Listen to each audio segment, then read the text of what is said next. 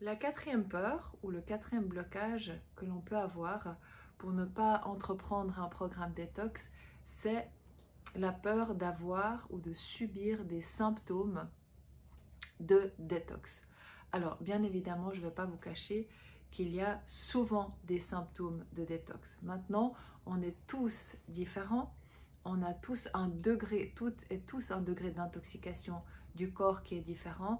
Donc, pour les personnes qui ont l'habitude de faire des détox, au fur et à mesure, le corps s'habitue et on a beaucoup moins d'effets secondaires. La première détox, c'est peut-être un tout petit peu plus difficile, mais ça dépend encore de notre mode de vie, de notre mode de vie alimentaire, de nos habitudes de vie, etc.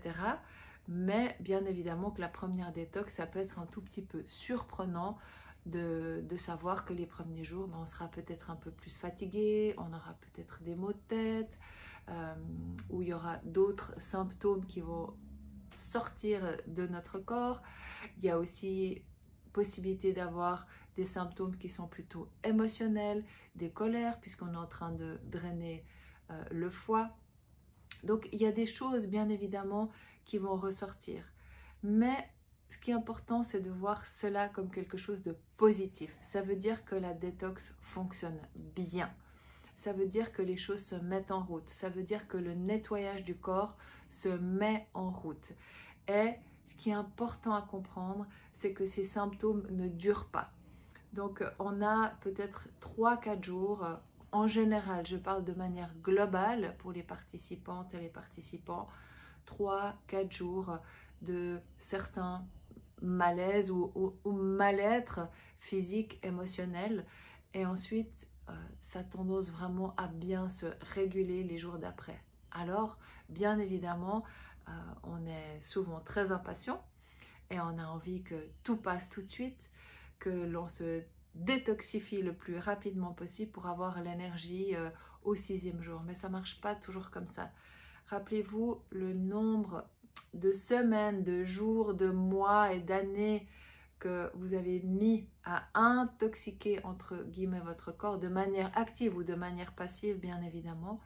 On ne peut pas demander au corps après 3 jours de, comment dirais-je, péter le feu, non? Donc on va bien évidemment être on va devoir demander de la patience à notre corps et à notre mental. Donc on va cultiver la patience. Et vous verrez qu'après 3-4 jours, déjà les symptômes s'amenuisent. Et en général, les participantes et les participants disent avoir une pêche d'enfer après le 8e, 9e jour. Et en général, ça continue après le 10e jour. Donc ça, c'est très positif et ça peut être motivant.